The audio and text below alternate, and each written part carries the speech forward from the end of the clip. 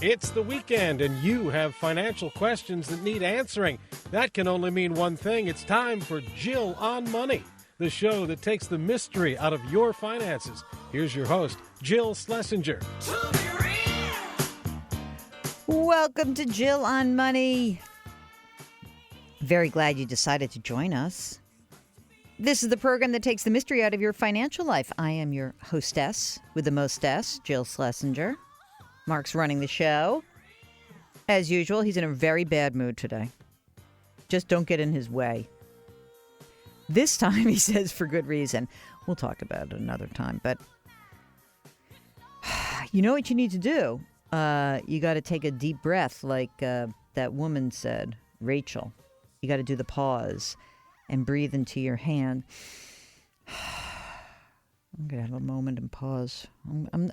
He gets uptight, and then I get uptight. All right. It's sort of a mildly, it's nothing serious. No one has to worry. There's no health issue. It's all fine. So don't worry about that. But we have these annoyances in our lives, so we must get through it. And if you have an annoyance in your life, you may want to get through it with us. So just give us a holler, 855-411-JILL. Send us an email, askjill@jillonmoney.com. Mark, look at the size of this coffee cup. It's pretty big, huh? Yeah, it's big time. It's like my fourth today. And we are delighted to talk to you. So let's start with a call. That's how we always begin the program. Roland is on the line. Hi, Roland. What's going on? Hi, how are you? Good. What's up? Good. I have purchased a annuity, a variable annuity in 2008, and it didn't do very well. Right now, the value is like 220. Original was 200. Yeah. And my financial advisor is now telling me rather than take the annuitize it, which is about $15,000 a year. Yeah. That I should withdraw it. Yeah. And put it in a wrap account that he would manage. Oh, yeah, because he hasn't made enough fees on this already. Yeah, so I was thinking if I left it in, I would still be paying about 3% in fees. It's the worst. A year. I know. And they have a fixed investment of 3% where I pay no fees. Oh, so I was thinking of putting it in a 3% investment and collecting the annuity, because nothing in my financial situation has changed since I opened an annuity. So I don't understand why it's not a good investment anymore. Because there's a better, well, maybe it probably never was a good investment, but there's now a better investment for your broker, which is a way he can make more money. Let me ask you a question. The money in this annuity, how did you fund it? What was the source of the $200,000 that went in? It was an IRA. Okay. I rolled it over. So here's your good news. You want to know that there is excellent news for you. You can roll it over into just a plain old IRA rollover account, and you don't have to keep it with this broker, and you don't have to pay fees. You don't have to do anything. You can roll it over yourself. Tell me about what's going on in your life. Like, how old are you? What's this? When do you think you might need this money? Give me a little bit of a background. Well, I'm 69 years old, and I have a number of IRAs that when I'm 70, I'm going to have to take distributions on. Where are the other IRAs?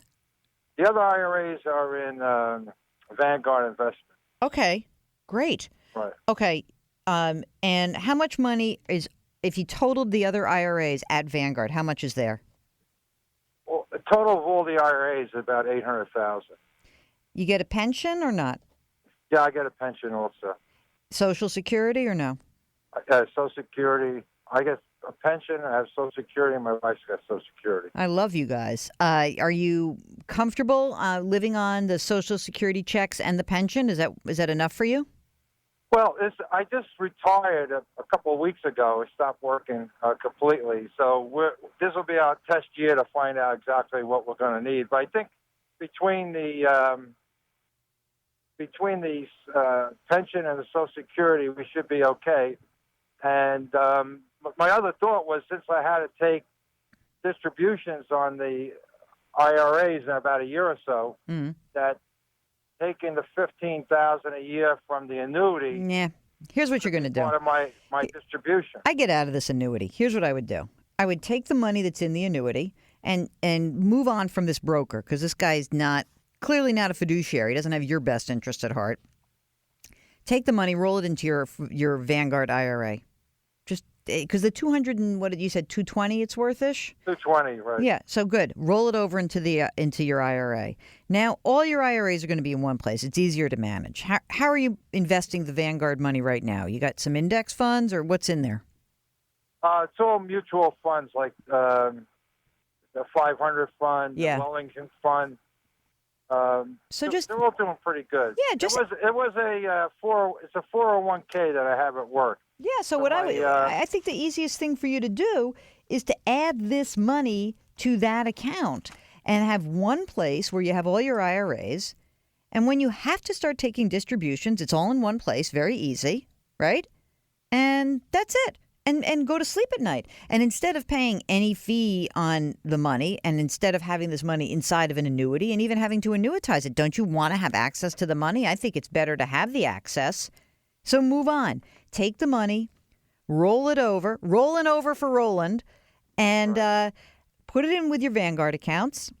Make sure you've got some money, again, as you approach 70 and a half, right, as you approach to nearing that time where you're going to take your distributions, the required distribution, whatever the distribution is, make sure you've got that in cash, just so that so you don't have to sell something at the wrong time. And that's it. And go to sleep at night and be happy.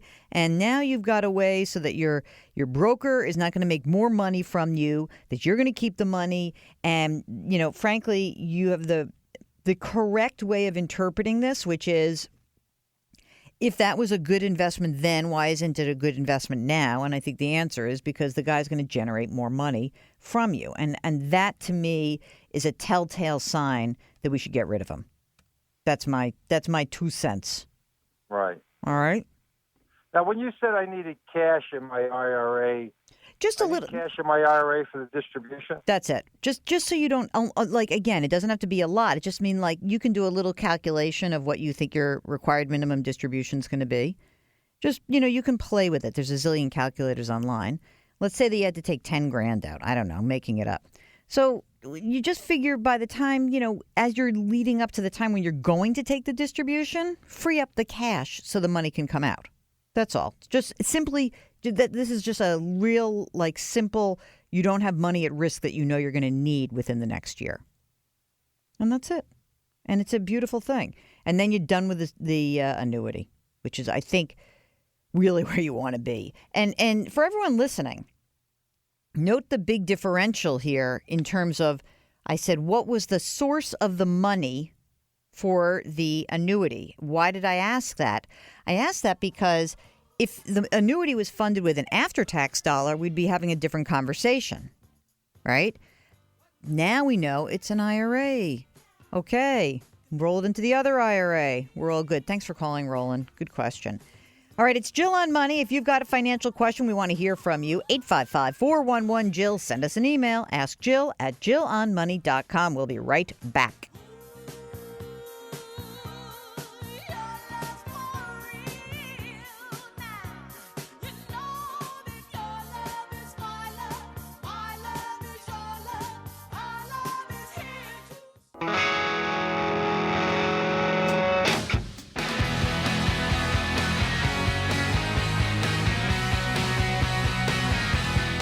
Back to Jill on Money with Jill Schlesinger. Have a question? Call anytime, day or night. 855-411-JILL.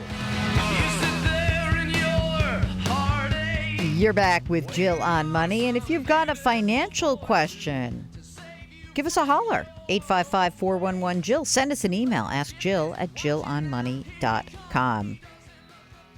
And check out our new podcast, Better Off. It's not even new anymore. I'm just going to say our podcast. I guess that within 6 months of airing, it's new. But anyway, check it out. Check it out. Better Off. iTunes, Stitcher, Google Play, SoundCloud, anywhere you find your favorite podcasts. And if you haven't started discovering podcasts, Mark and I are kind of addicted. Are you getting less addicted to the podcast? Or are you?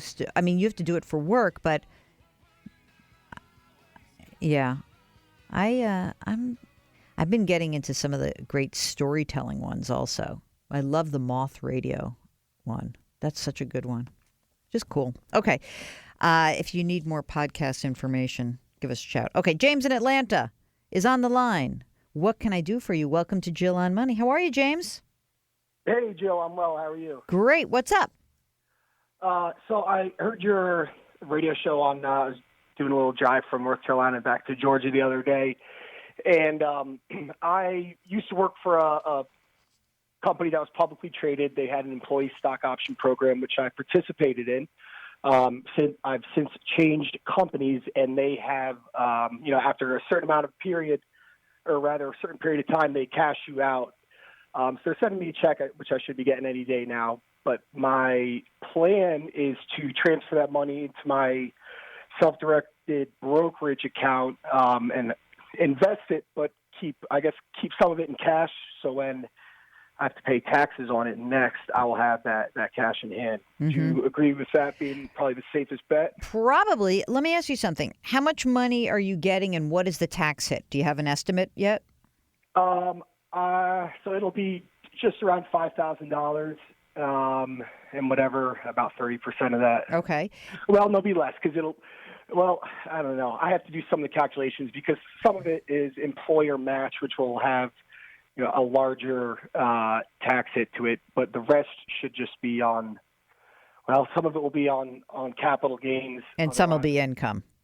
Exactly. I gotcha. Okay. Well, just be careful with it because it's. I know it's a pain in the neck. What about other stuff going on in your life, James? Any debt that's outstanding? Is there a need that we could use some of that money to pay down some debt?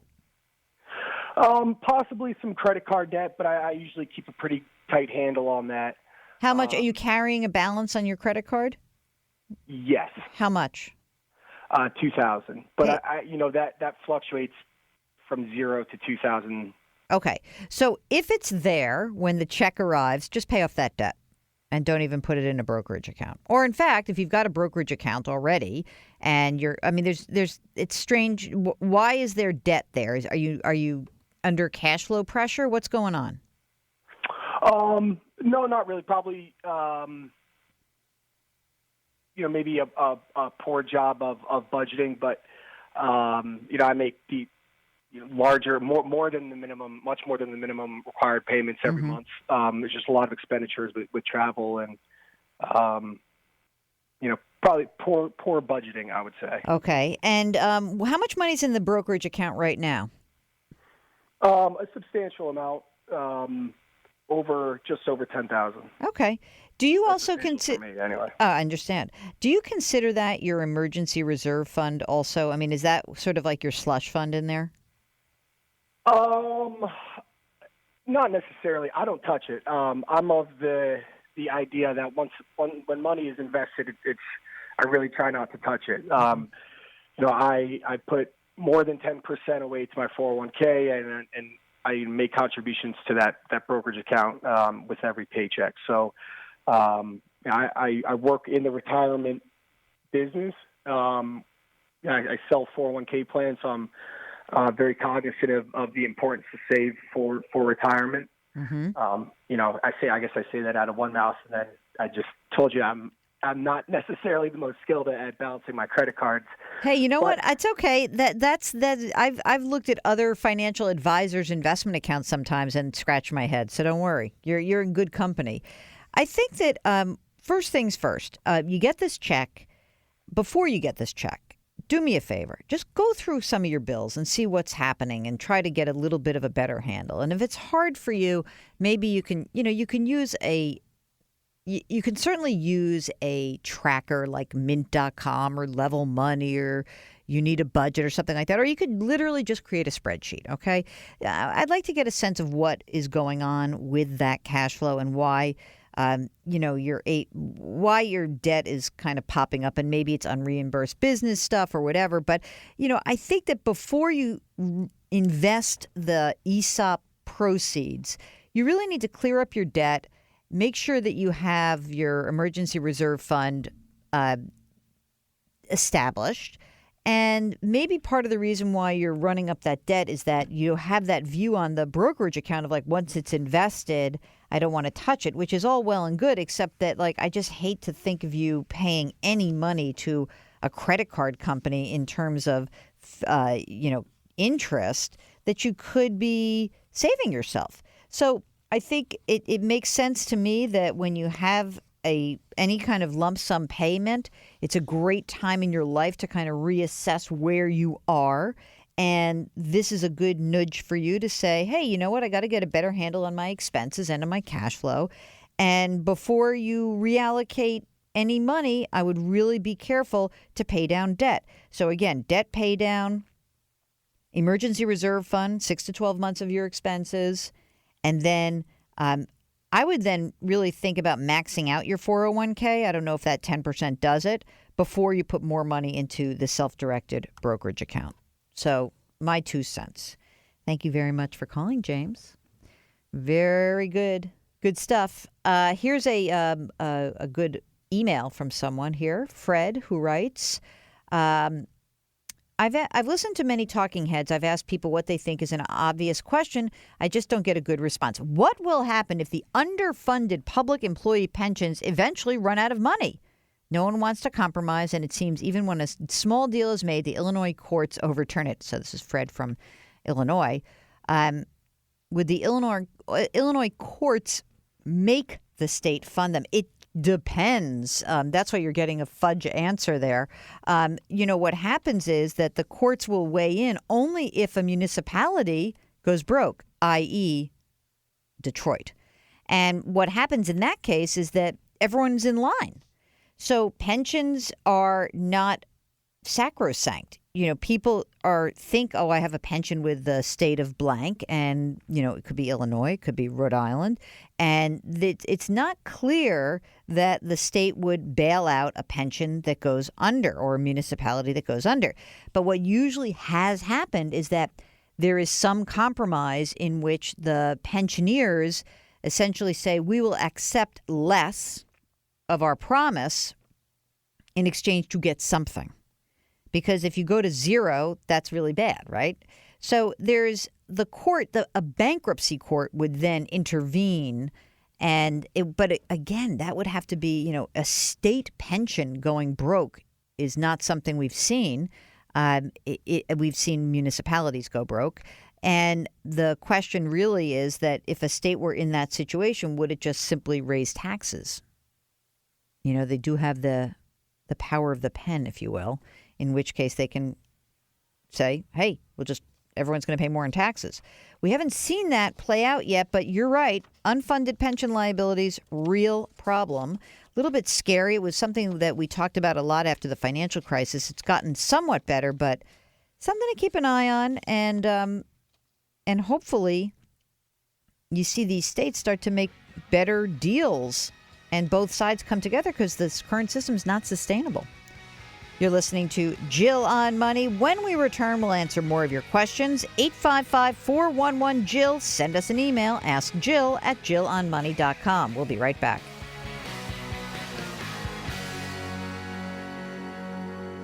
They say the devil's water, it ain't so sweet. You don't have to drink right now, but you can dip your feet every once in a little while. Annuities, IRAs, 401ks. She covers it all. Back to Jill on Money with Jill Schlesinger. Let me out, don't tell me everything. You're back with Jill on Money. If you've got a financial question, we'd love to hear from you. The phone number here is 855-411-JILL, and our email address is askjill@jillonmoney.com. Okay, few things. Check out our podcast. It's called Better Off. You can get it on iTunes, Stitcher, Google Play, SoundCloud, anywhere else you'll find your favorite podcasts. Hey, Mark, did you listen to S-Town or not? Not yet? That's the spinoff from Serial for those of you who are interested. It was. I liked it, but I understand why people might not like it. How about that?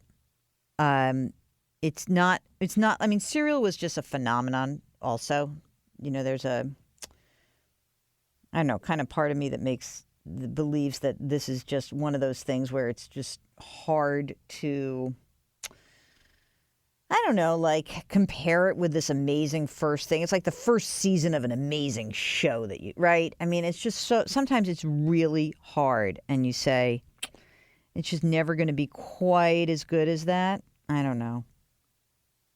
I don't know. I think it's tough. It really is. Anyway, let me do some more emails because we got a bunch here. Here's somebody who was listening to the show, and he said, I'm asking to write for clarification on the $3 million that you said that we should have saved by age 65. I'm almost 46 now. I've saved up about $200,000 in retirement and savings accounts. To get to $3 million in 20 years, I need to save $140,000 a year, even with compounding interest, blah, blah, blah, blah, blah. And then I'll only have $1 million saved. What am I missing? Let me tell you what you're missing. You're missing is that I gave that advice to someone else about $3 million, or I might have just said it in passing. But the money that you need for your retirement is wholly dependent on what your needs are. Maybe you only need $1 million if you've got a pension and Social Security, and that all covers your needs. Maybe you don't need any more than that. But just to go back a second and remind everyone that the whole point of doing your own retirement planning, customized retirement planning, is about what's right for you. That may mean looking at how much money you spend now, projecting how much money you'll spend in the future. It means taking into account your streams of income. That can mean figuring out how your money's going to grow, all those things. But it's about you, nobody else. And that's what I want you to think about as you do your own retirement planning. All right? Okay. Hey, here's this dude, Travis, who heard about, remember we had way back Kelly Peeler. She was talking about financial aid and student loans. She's the one who has the great service. It's called, hold on, I'm losing my mind right now. NextGenVest.com. NextGenVest.com. Anyway, this guy says he's a founder of a flat fee student loan consulting startup, and it's called Student Loan Planner. And check this out. For those of you who are interested, he focuses on helping people who have $100,000 in debt once they've graduated, which is about triple the average. So, and what's kind of interesting is that he's worked with all these different professions. He says his average client, Mark, don't have a nervous breakdown, has $260,000 in student loans. But you know what he said that's kind of interesting? I think that he's helping these people, and I think what he's finding is that when they pay their loans down, he then is able to show those people that they can take the money they were using towards paying off their debt or servicing their debt and help them redirect that and become really good savers. And I've seen that over and over again. So I don't know, maybe you want to check. This is not an endorsement of him. I have no idea who this dude is, but you can look at his website, studentloanplanner.com. Here, I'm going to go on it right now. Let's see what this looks like.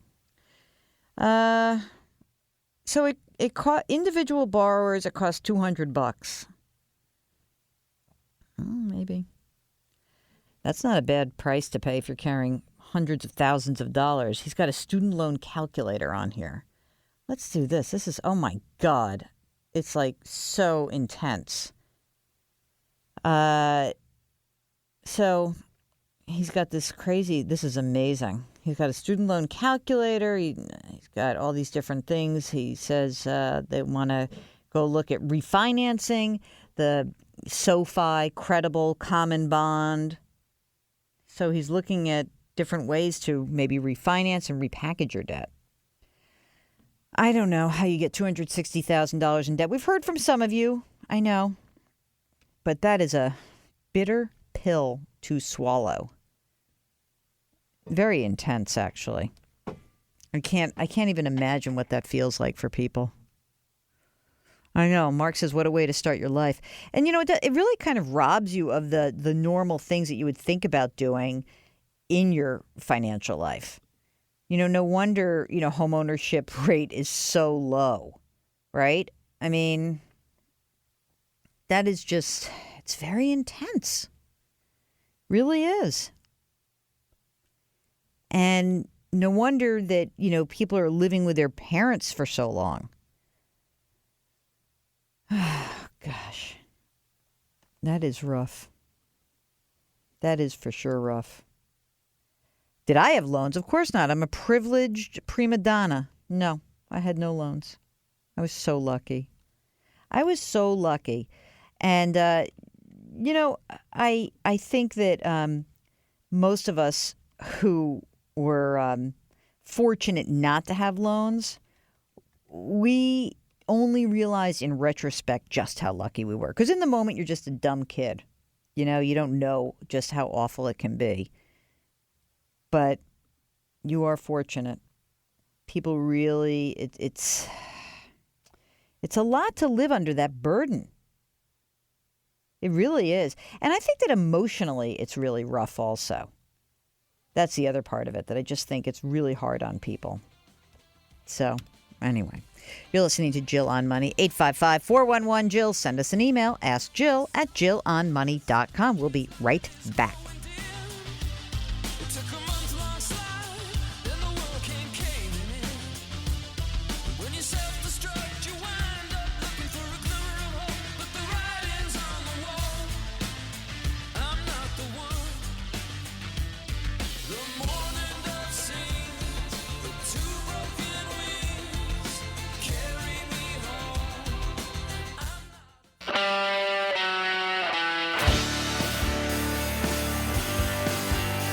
Young, old, it doesn't matter. She's here to help you. Back to Jill on Money with Jill Schlesinger.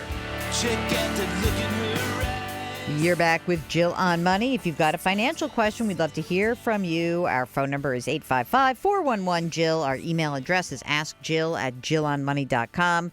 If you're looking for a financial advisor, ladies and gentlemen, don't forget, we've got a nice link up on the website. Jillonmoney.com is our website. And there's a link right at the top of the page to the Certified Financial Planning Board of Standards, also known as the CFP board. And you click on the link. It's very easy. Again, jillonmoney.com. And there's a far right rail, CFP board. You click on it. And where do you go? You go to letsmakeaplan.org. Isn't that great? All you have to do, it says, find a CFP professional today. Why would you do that? Because maybe you want someone who's really wants to think about your best interest, the fiduciary standard. So if they're not a CFP, maybe you don't know that. Of course, you can always ask, but this is an easier way to do it. So jillonmoney.com. And yeah, I shill for the Certified Financial Planning Board of Standards because I am the senior CFP board ambassador. So that's helpful, right? I'm an ambassador. All right. Someone wrote in here, Beverly, who says, I don't know where this came from, when Dana was on the show around the Final Four, that I guess we disrespected bowling. Anyway, Beverly says, if the image you have of bowling is social bowling with beer and pizza, I understand the idea it's not a sport. Athletes who throw 15 or 16-pound ball or 15 miles an hour for 8 games or more deserve a little more respect. Tournaments are a grind of multiple days to narrow the field down from over 100 to 5. Respect the game. Watch it on CBS or ESPN. Many colleges field male and female teams who go on to compete for Team USA and as professional bowlers. Thank you, Beverly. I apologize if I insulted any bowlers. I apologize for that. Bill from Babylon, New York wants to know when the Fed rate increases start to kick in with higher interest in his savings and money market accounts. That's a great question. I mean, what happens is that you get a rate increase, say, of 0.25%, but then you're thinking you're going to get that 0.25% that just comes right kind of right down to your account. Well, it doesn't work that way. What happens is you get some fraction of that, and then as rates start to rise, you get a little bit more and a little bit more. I would say that you'll start to see it more around, let's see, I'm thinking towards one more rate hike, you'll start to see a little bit more in there. And then what happens is the banks are competitive. They want to get your money, and then they're really starting to raise rates accordingly so that they can essentially grab your money. Because most of us are not switching accounts to get a tenth of 1% more.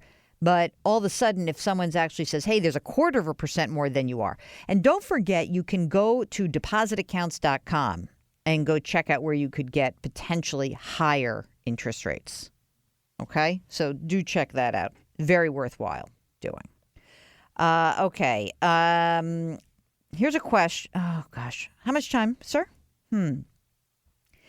Jay is 59. He's got an adjustable rate, 6.75% mortgage, 30 years, in its 11th year. It's in a trust. I'm the only trustee. I've tried to refinance 4 times, each time only to be denied because my personal income is too low. They said that I cannot include the income from the trust property to combine with mine to refinance. If I close the trust, I can refinance. He says, I was talking about rising rates recently, and he said, my loan resets every 6 months. It can go as high as 12%. I've recently learned my loan is tied to LIBOR, the London Interbank offered rate. London Interbank offered rate. It has not gone up with the recent Fed rate hike. And he says, I've been told not to worry, that I'm not in danger, that my rate will go up anytime in the near future based on low LIBOR. Well, I mean, look, the answer to this is LIBOR rates. It's not exactly connected to the Fed, but LIBOR can move when interest rates are rising in general. So as the global economy improves, what happens is all of the interest rates that have been so low for so long, whether it's here in the U.S. or in Europe, all these things, everything's going to start to rise, and you'll be in a rising interest rate environment. Do I think it's going to go up really fast? No. So that's where you have some protection.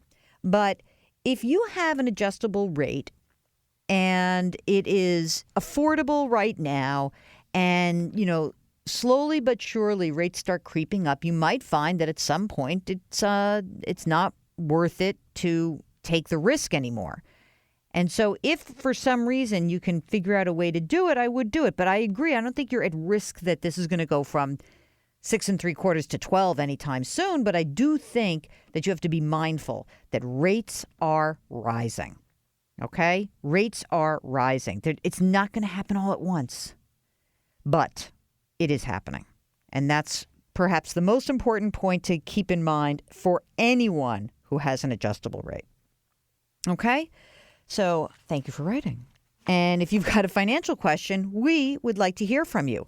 Our phone number is 855-411-JILL. Our email address is askjill@jillonmoney.com. You can follow us on Twitter @JillOnMoney.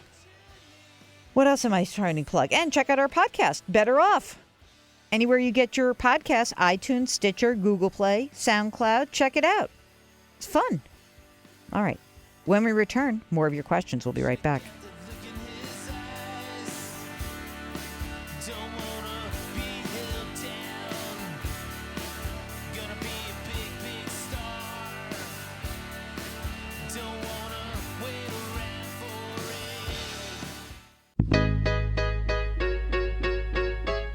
You're back with Jill on Money. If you've got a financial question, we'd love to hear from you. 855-411-JILL.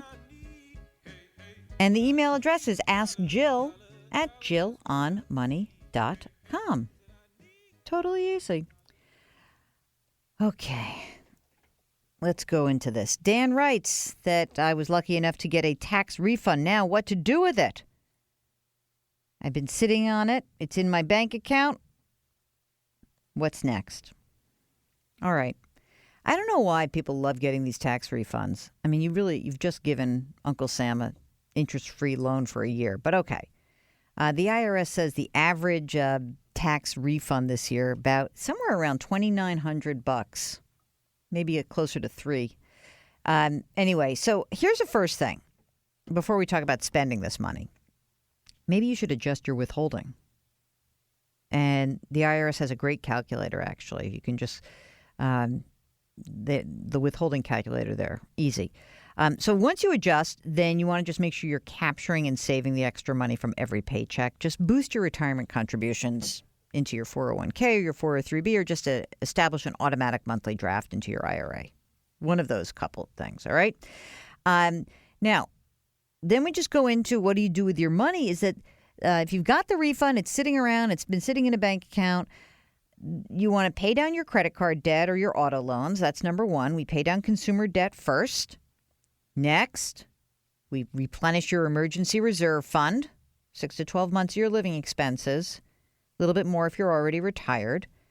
Maybe if you've done all that, maybe you just pre-fund next year's retirement account, your IRA or your Roth IRA. Saving for college? How about a 529 plan contribution? How about opening, you don't want to save for college, maybe just a non-retirement account with low-cost index funds, just a supplemental account. But something.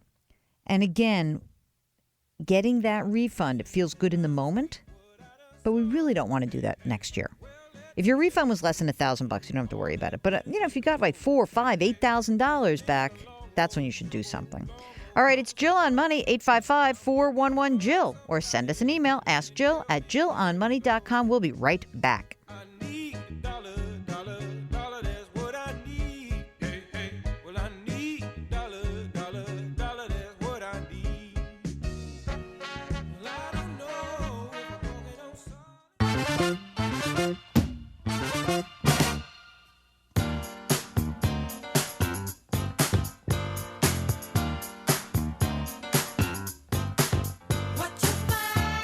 It's the weekend, which means it's time for Jill on Money, the show that makes money fun and just happens to answer all your financial questions. Here's your host, Jill Schlesinger. All right, it's hour number 2 of the Jill on Money show. You all stretched out? You ready? Time for the interview. I love the interview. I always learn something from all these cool people who come on the program. Today we've got someone very special. You ready for this intro? Stand by. Sean, stand by. Sean Ellis is the CEO and co-founder of growthhackers.com, the #1 online community for growth hackers. 1.8 million global users. 350,000 new monthly visitors. Now, Sean coined the term growth hacker back in 2010. And he speaks to startups and regular people. He's got a new book out. And guess what the title is? Oh, no, it's not called Growth Hacking. It's called Hacking Growth. How today's fastest growing companies drive breakout success. Sean Ellis, welcome to Jill on Money. How are you? I'm great, Jill. How are you doing? I am doing well. Okay, first and foremost, define growth hacking for our audience, which may not be quite as cool as you are. Yeah, so the definition of growth hacking is really doing the experimentation that marketers usually do in advertisements, but doing it across the full customer journey so that they can increase revenue and customer growth. Okay, but let's say that I want to do this in my little teeny tiny company. And I've got like a side gig that's going on. A lot of our listeners have that, small business owners. It sounds like this is something that you need like very sophisticated marketing people to help you out with. So tell me a little bit about how the normal human being would be able to employ hacking growth or growth hacking to a regular old run-of-the-mill business. So I'll start by saying when I started doing it in companies like Dropbox, they were little tiny companies. Really? Now they're billions of dollars of companies. Yeah, there was less than 10 employees when I was at Dropbox, and I was the only non-engineer. So poor you. Have you recovered from that experience? No, it was actually really great. That was part of it, was figuring out how to effectively work with those types of people in doing this. But to go to the question of how do you do it in a smaller company, I think it starts with just being really empathetic to your customer or the customer that you want to get into your business, and understanding how they ultimately get value from your product and the path that they go on to get that value. And so just documenting their path to getting value from your product or service or whatever it is that you're doing, and then being scientific about trying to improve that path and get more people to actually experience really good value in your product. So running experiments to make that happen. And they don't have to be super scientific experiments, but it's, it could be as simple as, and stores have been doing this for forever. Like a little mom and pop store might try moving something to the front of the store that's in the back of the store and seeing if that draws people in better, having different signage on the front. I mean, so I think you can apply this in just about any business if you really try to look at things from the customer's perspective. So, Sean, how important is it not to change too much at once? Because then, obviously, if you change 4 or 5 different things, you don't know which thing is attributable to the change in the growth pattern. So should you do one thing at a time? You should. And especially in a small company where you don't have necessarily a lot of people walking through the door or people going through your website, you don't want to do little tiny changes because it's going to be really hard to see what the result is. So in a smaller company with less activity going on, you want to do really big, bold changes, but absolutely one at a time is really important. And should you actually, all right, so way back when, 100 years ago, when I owned a small business, one of the things that people, marketers especially, used to love to come in and they'd say, like, we got to do a focus group of your customers or your would-be customers. Do you believe that is helpful or not helpful? I think it can be a little bit helpful, but I think the problem is that people are trying to read in, to essentially derive results from the focus group itself. And where I think like qualitative research, whether it's a focus group, a survey, or just a conversation with a single person, the idea should be to get insights that give you ideas for new experiments. So like trying to find out where someone was confused or skeptical about your offering, so that you can start to say, now let's start to address a real problem rather than just being creative for creativity's sake. You say that when you do a survey, there's something called the must-have score. What is that? So that was that started with my sort of fear of failure when I do things. And I realized that I could be the world's greatest marketer, but if nobody wants the product, it's not going to matter. So that was my way of basically, at first, just trying to see, does anybody want this product? And so asking a question, how would you feel if you could no longer use this product? So taking people who had already used it, hopefully continuing to use it, and just asking how they would feel if they could no longer use it. And then I was looking for people who would say very disappointed. So I gave them the choice, very disappointed, somewhat disappointed, or not disappointed.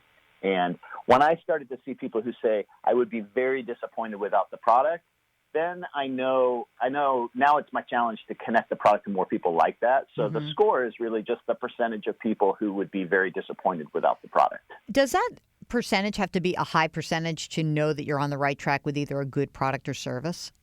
In other words, like, if you get like a tiny sliver, but they're emphatically like loyal to you, is that a good sign or not?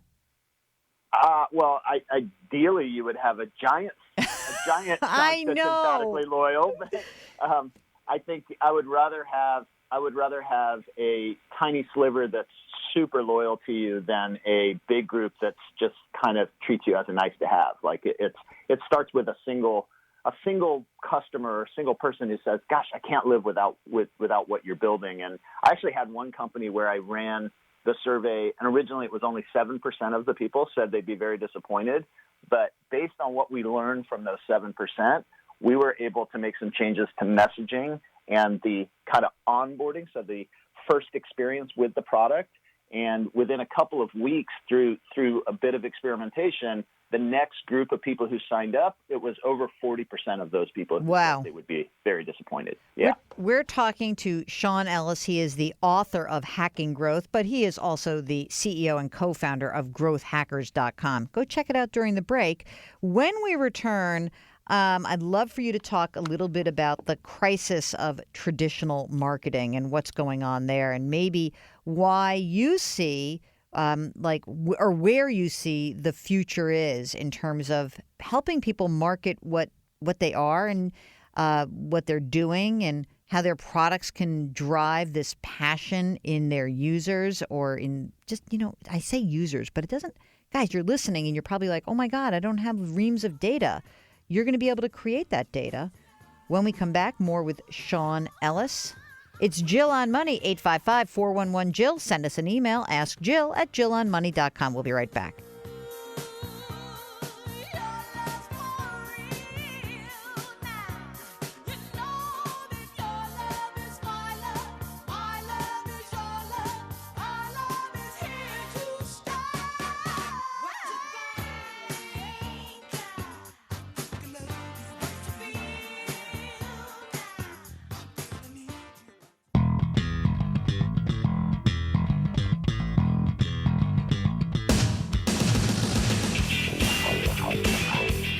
Back to Jill on Money with Jill Schlesinger. Want to get in touch? Call or email any day, anytime. 855-411-JILL or ask Jill at jillonmoney.com. You're back with Jill on Money. If you've got a financial question, give us a holler, 855-411-JILL. Send us an email, askjill@jillonmoney.com. We're talking to Sean Ellis. He is the author of Hacking Growth, how today's fastest growing companies drive breakout success. He's also the CEO and co-founder of growthhackers.com. And you know what, Sean?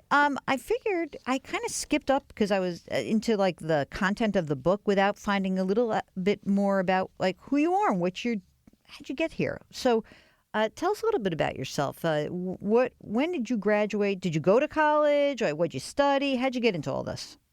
Sure. Yeah, I graduated from college in 1994 and immediately moved to Eastern Europe right after I graduated. So I went to Budapest, Hungary, and pretty quickly within a couple of years had taken essentially some sales commissions that I got. I was in a sales job originally and invested them all into an internet company in 1995. So if you're going to go all in, that was the year to do it, into an internet company. Fantastic. And is it an internet company that I've heard of?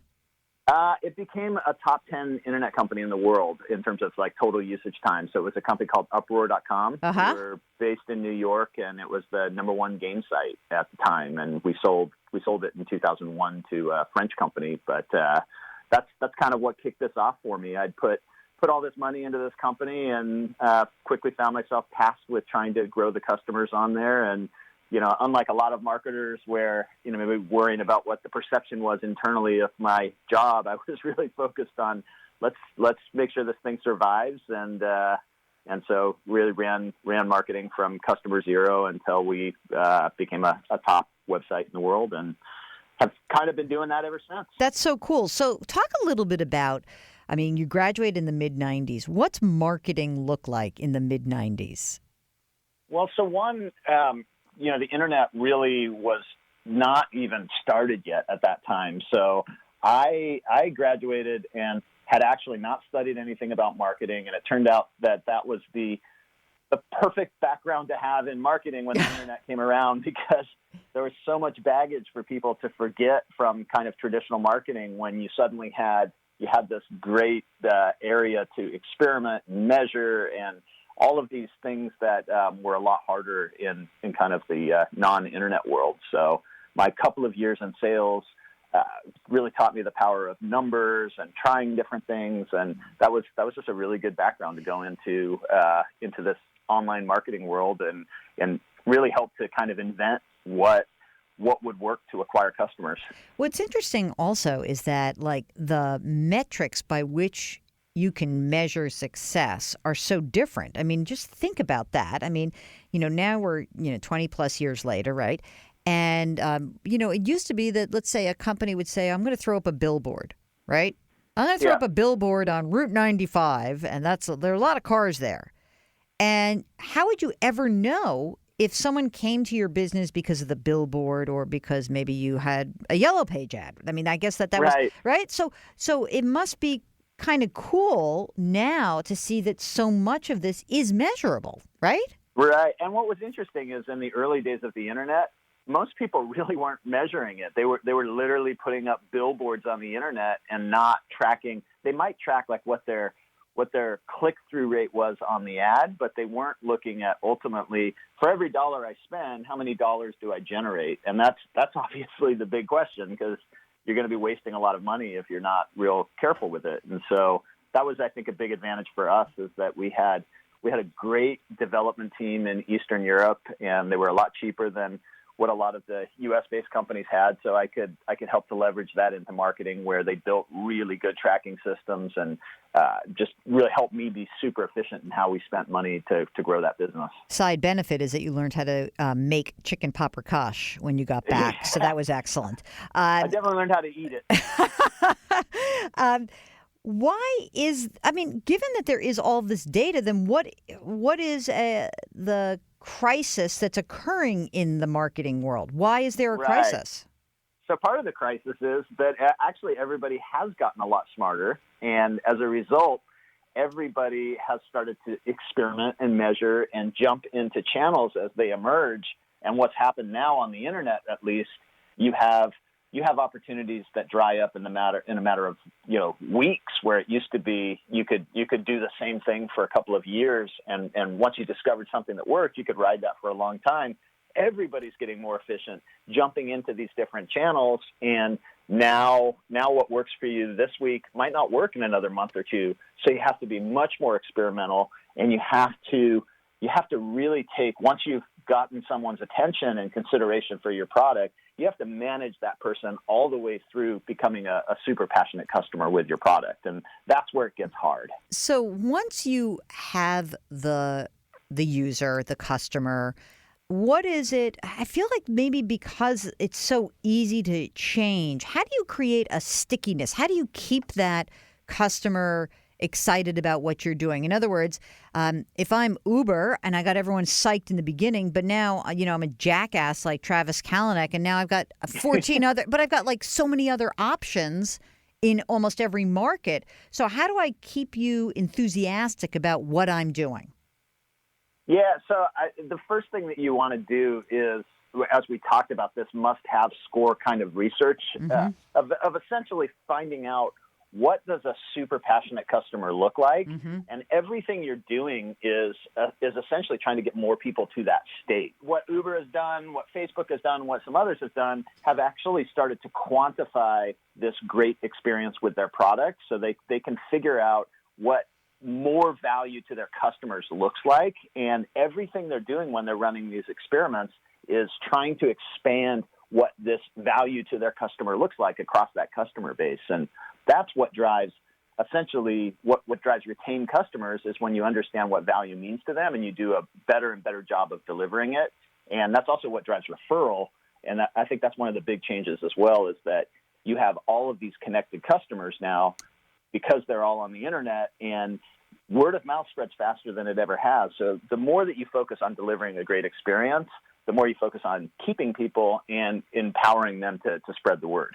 Before we let you go, talk about, just in very quickly, what's the ability for, say, a big established brand to growth hack? Like if you're Walmart, what do you do? So that's where it starts to get hard, because a lot of the levers of growth, the really powerful things that you can do to accelerate growth, actually don't sit in the marketing department. They sit in the product team. Things like that first customer experience on your product, or things that you can do to drive referral in your product, they sit in the product team. And so you have this legacy organization where groups are organized in silos, but the customer journey goes across these. The customer doesn't care what silo it is. Yeah, right. But it's very fragmented internally of how you manage that. So I think companies are working really hard to try to figure out how to integrate a customer-centric approach to this experimentation.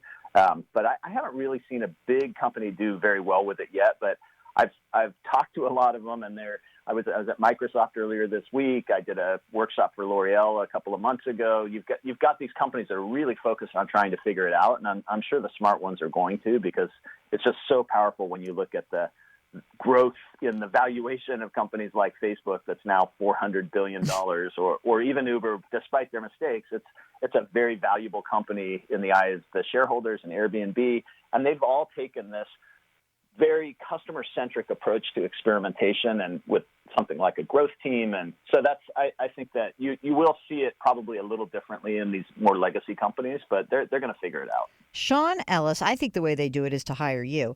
He's the author of Hacking Growth, How Today's Fastest Growing Companies Drive Breakout Success. Thank you so much for joining us here on Jill on Money. Go check out the book. It's cool. Or go to the website. That's easy to do. Go to growthhackers.com. Okay, you're listening to Jill on Money. 855-411-JILL. Send us an email. Ask Jill at jillonmoney.com. We'll be right back.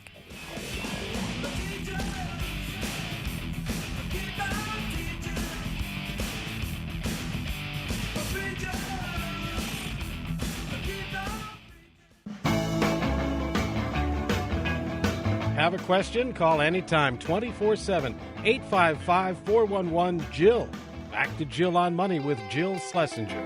Well, come on, let's go. You're back with Jill on Money. If you've got a financial question, we'd love to hear from you. Our phone number here is 855-411-JILL. Send us an email. Ask Jill at jillonmoney.com.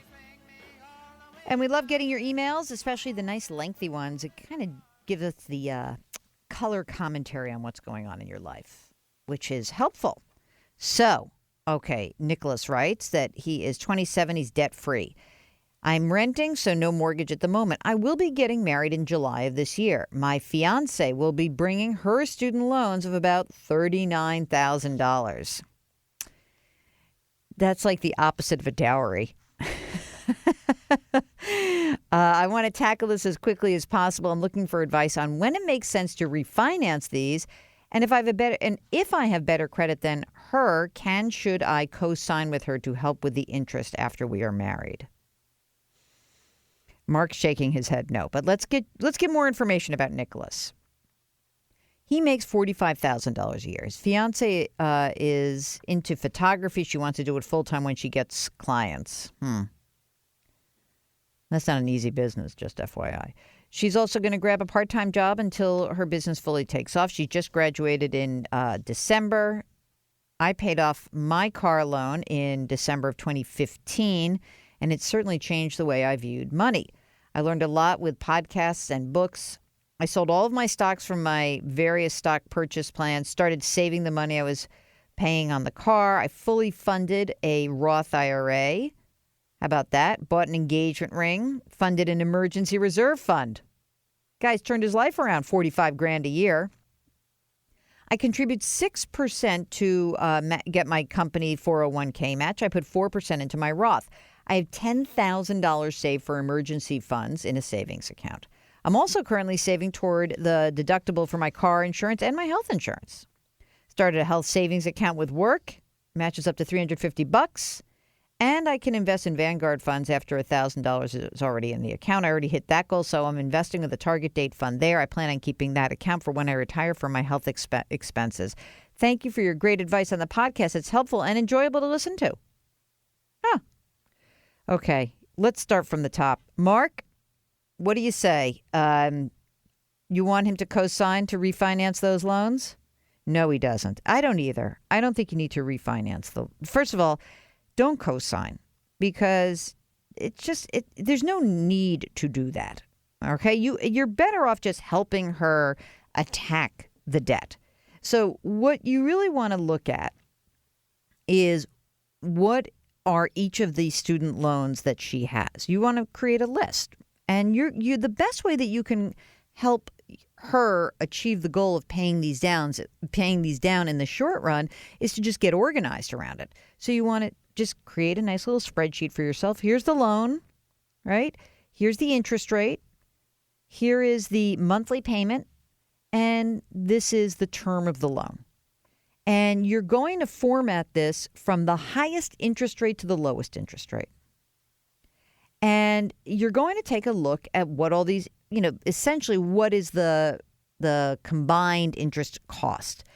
I don't think it necessarily makes a ton of sense to refinance this unless you're going to make a big change in the interest. And $39,000 is a lot, but it's not so much that you're really going to get crushed under this debt.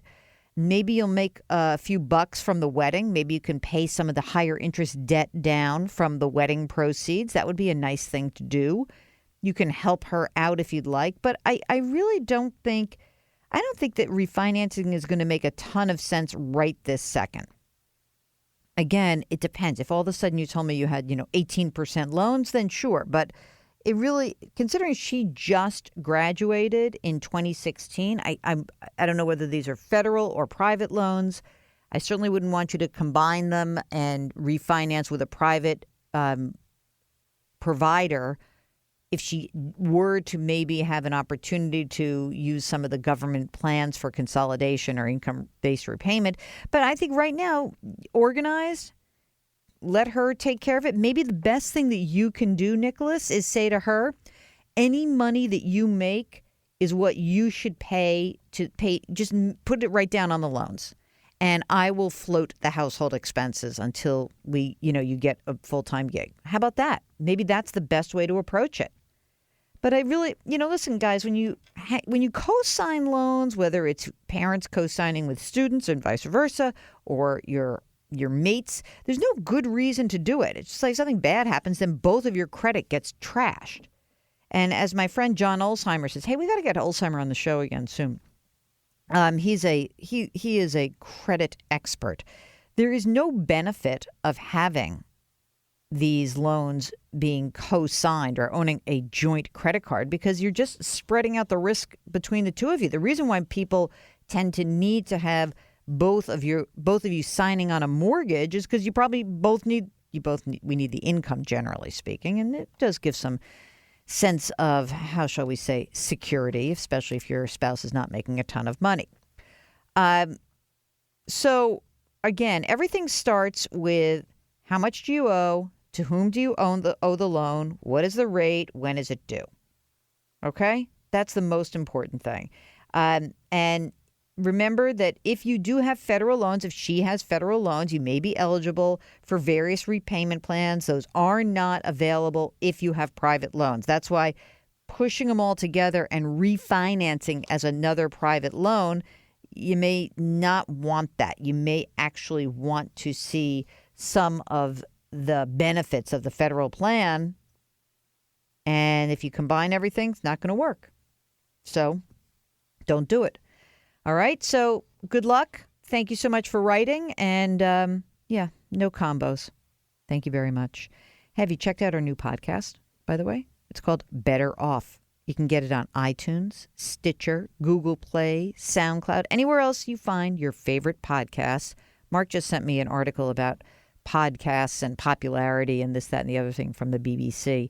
And they actually did a nice job of laying out exactly what a podcast is and how you do it. But it's really easy, guys. Just hop on over to anywhere like iTunes. You just type in Better Off with Jill Schlesinger and you'll start subscribing and you'll get the stuff every week. Okay, 855-411-JILL. That's our phone number. Our email address is askjill@jillonmoney.com. We'll be right back.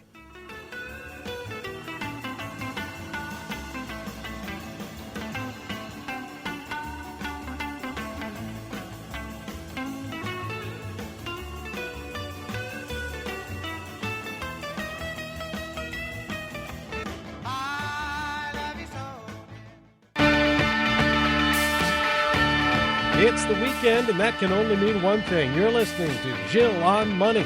Here she is, Jill Schlesinger. You're back with Jill on Money. If you've got a financial question, we'd love to hear from you. Our phone number is 855-411-JILL. Our email address, askjill@jillonmoney.com. Hey, don't forget to check out our podcast. It's called Better Off. Better Off. You can get it on iTunes, Stitcher, Google Play, SoundCloud, anywhere else you find your favorite podcasts. And if you've missed any part of this show or want to go check out shows that have run in the past, maybe you heard about a fabulous guest from one of your friends who listens to the show, you can go to our website, JillOnMoney.com, click on the radio tab, and we'll get you on the air. Hey, you know what's interesting? I got some fresh data out about the difference between passive and active managed funds. You know, I'm a big passive fan. I used to be an active fan until I realized that didn't work that well. So Standard & Poor's does this analysis, and they basically say that over the last 15 years, 82% of all actively managed funds have trailed their benchmarks.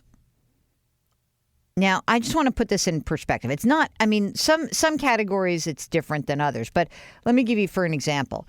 Large cap funds over 15 years, 92% lag the index. Of the mid-cap funds in the U.S., 95%. Small cap, 93%. So, yes, I mean, in any given year, you have a couple that might beat. But over the time, guess what? Passive is better. And it tends to be better in those, like, the big crowded types of investment categories, like large cap U.S. growth.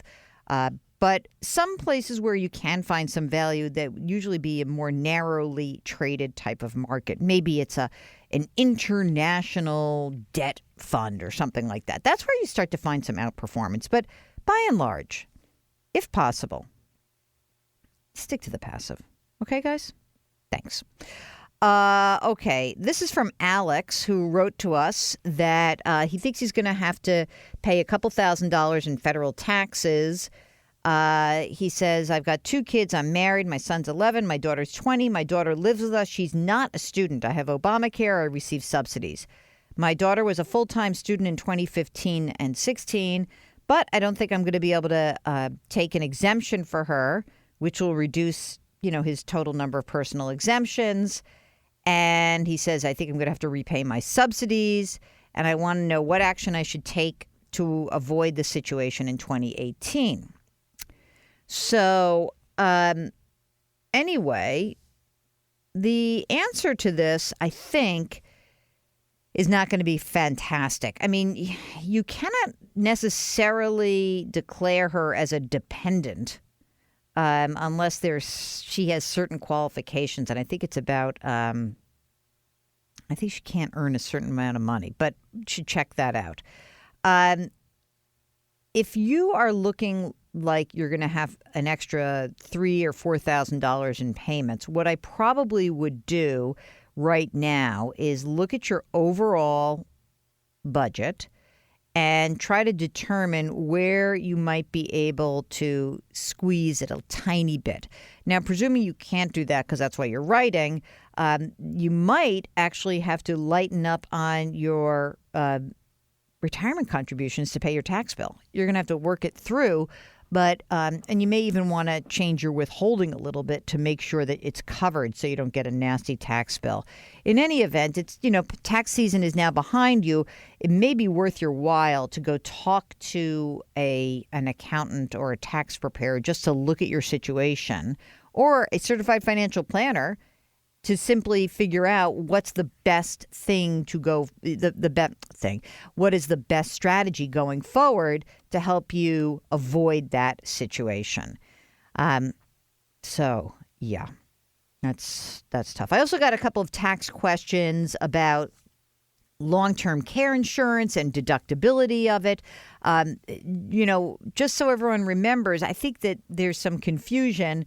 A lot of the deductions that you used to be able to take for your unreimbursed medical expenses, including long-term care insurance premiums, it changed. It has to be more than 10% of your AGI to make it applicable as an itemized deduction, 7.5% if you're over the age of 15. If you're over the age of 65. So 10% if you're over 65, 7.5% if you're under 65. So all of the questions about long-term care insurance costs and deductibility has to do with your specific situation. All right? Hopefully that works.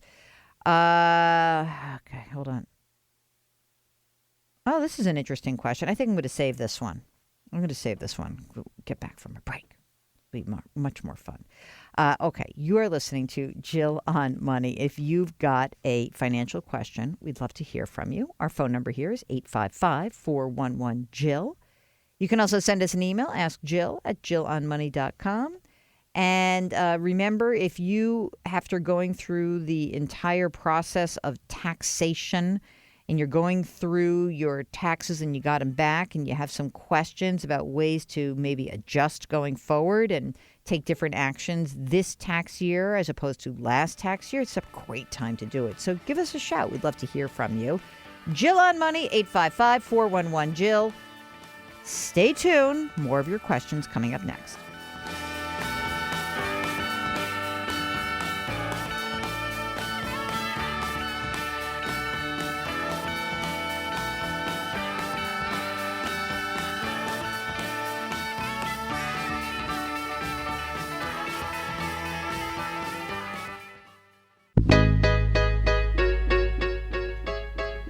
You're back with Jill on Money. If you've got a financial question, we'd love to hear from you. 855-411-JILL. Send us an email. AskJill@JillOnMoney.com. I've got a great note from Harry in the Denver area who wanted to share his experience with bonds and bond funds. So he says, I know that yield to maturity on bonds. All right, let me just do this. He wrote it in a way that is a little bit more technical that I want to. Okay, so what he's saying is he knows that when you have an old bond, as interest rates rise, you're basically comparing with the old bond you bought with the new bond. So if you've got a 5% of something that's paying you 5% and interest rates are now 2%, your 5% bond is actually paying you more interest and it's more valuable, right? So that's why bond prices fluctuate. And so too with, go kind of the other way, which is when people say, hey, I got a great bond and interest rates are rising and prices are going down, as long as you hold on to your bond, you can just hold it to maturity, you get your principal back. And then you buy new bonds and you get higher rates, and that's good. But here's what Harry writes that's interesting. Bond fund managers tend to sell old bonds as rates rise and buy new ones. This allows them to advertise that their income rates are higher, which is a competitive advantage over managers who just hold their old bonds to maturity. Now, the selling managers, they create a permanent loss of principal. Yes, albeit they are offsetting that with an increase in income, but for people who want to preserve principal, they should not buy bond funds in a rising interest rate environment because they will lose principal. Yes, they'll get more income, but that loss of principal will sting. Just an FYI. Okay, that's it. Thanks for writing, Harry. And thanks to all of you for listening. It's been a great program. If you've got a question, give us a holler, 855-411-JILL. Always send us emails, askjill@jillonmoney.com. We'll talk to you next week. Thanks for listening.